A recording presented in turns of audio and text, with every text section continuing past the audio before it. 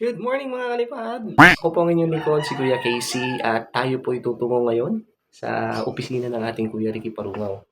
Halina't samahan niyo ako at sabay-sabay nating tuklasin kung paano nga ba nabubuhay ang isang Kuya Ricky Parungaw sa pang-araw-araw. Let's go!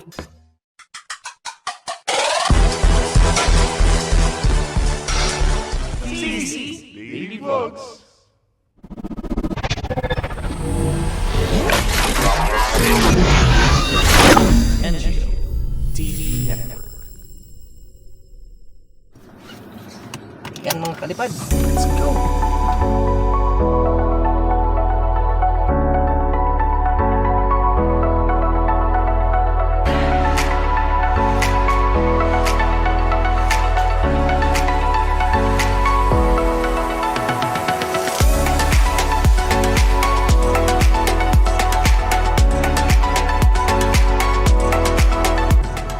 Good morning!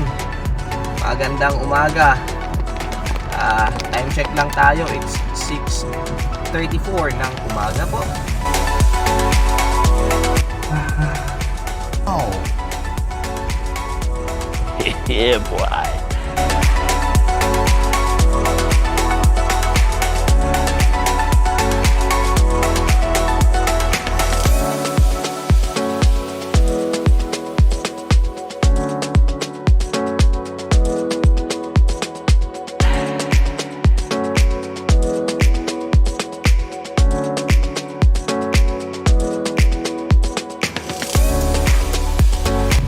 O, di ba mga kalipad? 10 kilometro ang layo natin. Narito na tayo sa opisina ng ating Kuya Ricky Parungaw. Ayan po ang sinasabi ko sa inyo. Ito po yung Marik Car Wash. Yan po yan. Papasok po tayo rito. Dito lang po yan sa East Bank Road. Yan po, makikita nyo sa unahan. Makikita nyo ang Navitopia ng Pasig na pagmamayari din naman po mga kalipad ng ating kuya na si Kuya Lumar. At yung nakita nyo naman pong water station sa katabi ni Kuya Lumar ay pagmamayari din naman po ng isa din nating kalipad na si Kuya Arnold Aljaza. So ayan mga kalipad, lahat po yan ay narito sa loob ng isang compound na pagmamayari po ng ating Kuya Ricky Parungaw.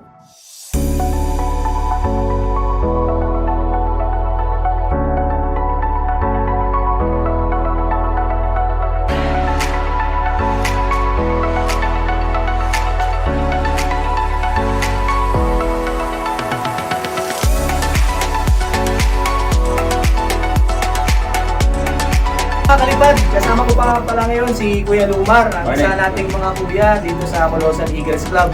So, kasalukuyan, nasa NGO TV studio po tayo ngayon. Dito na rin po ang opisina ni Kuya Ricky Parungaw. Sa ngayon, wala pa po siya eh. Sige. Teka, alam ko pag... Oo nga, nagugutom na ako eh. Ha? Hindi natin. Ha?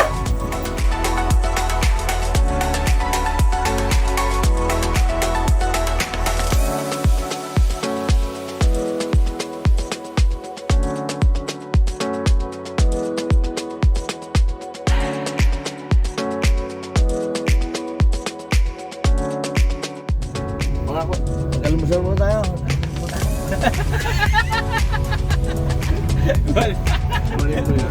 Nag-rolling na kami. Ha? Nag-rolling kami. Oh. Gawa na kami ng introduction. Pupunta ka namin sa Kudo. Pupunta na kami sa Cordo. Kaya mo na kami dyan.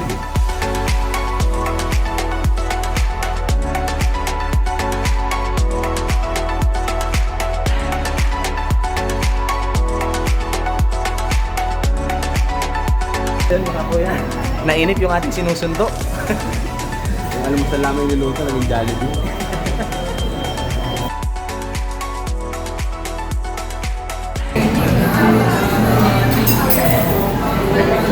Epic yung sundo. Epic yung sundo. Nag-aatesin niya dito. Nakalimutan ko, wala ako sa ikaw ito, pero yung pander. Ay, yung Everest, di ba? Ginagawa, oo. Ginagawa ba? Opo. Ginagawa, ginagilihan ngayon eh. Gilihan siya ngayon. Volunteer naman talaga ng susi. Oo. Patay ka.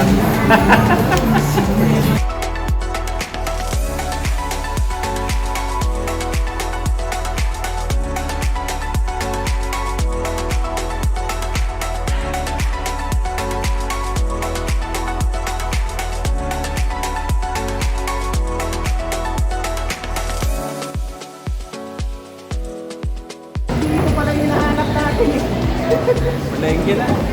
Wala na naman tayo. Hindi pa rin kinakanak na.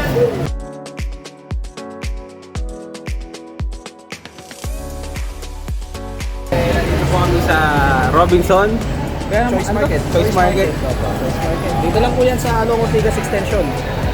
Ito ang ating magiting na...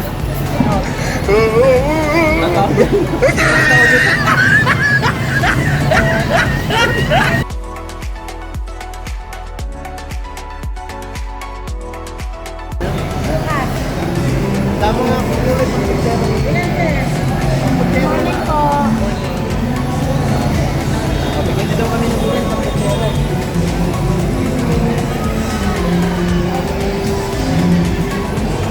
Hindi namin alam yun eh. Hindi kami alam magluto. Pamputsero daw. Pamputsero daw. Nagkakain lang kami.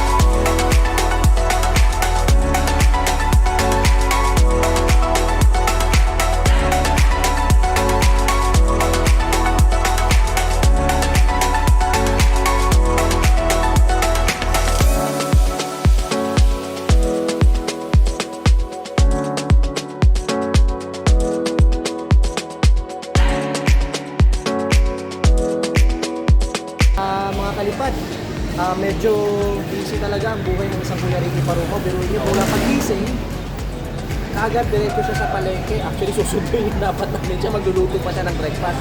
Siguro dahil na-late kami sa pagsundo sa kanya, nainip, malis. Ayun, naging Jollibee yung breakfast namin. O Jollibee, baka naman. Pero pagluluto pa rin tayo. Oo, sir. Eh kasi nga, kaya tayo kay mahal ni Kuya Ricky. Nuluto niya tayo ng almusal pa rin. Doble. Doble. Oo. Sige, ito ang tabayanan niyo maya-maya mga...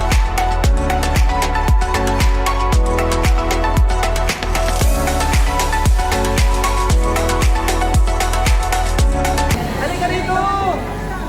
Kamaya! Kami. Ano pangalan mo, te?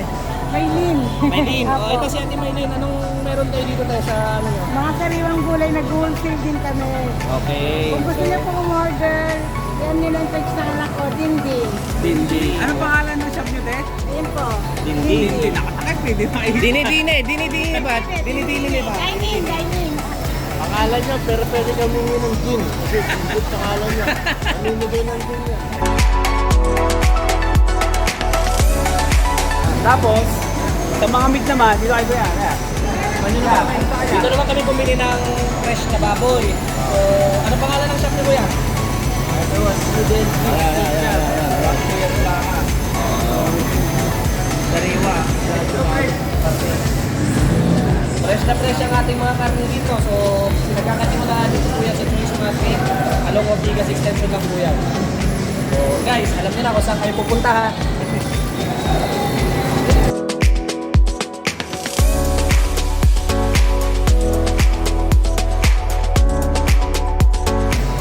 Halika, mangista naman tayo.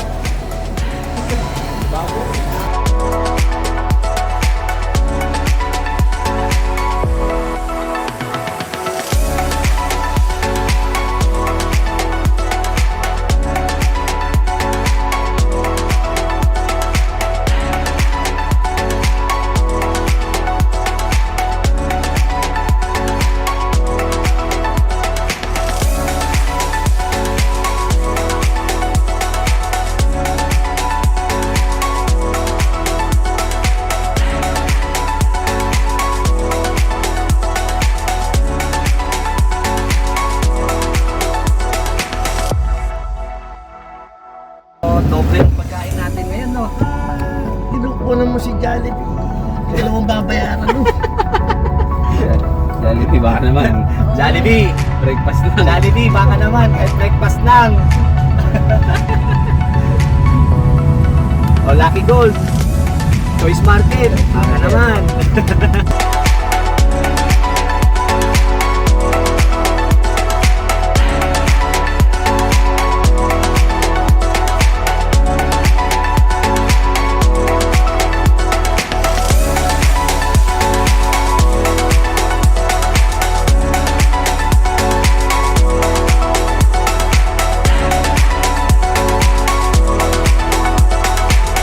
Narito na po tayo sa mahiwagang kitchen ni Kuya Ricky Parungaw, mga kalipad. Ano ba tayo? Kalihan. Ano nga ba ang lutuin mo kaya? Mabilisa lang, kutsero. Oh, masarap yun. Paborito ko yun ah. So, mamaya mga kalipad, malalaman po natin ang buong proseso ng pagluluto ng kutsero. So abangan niyo po yan.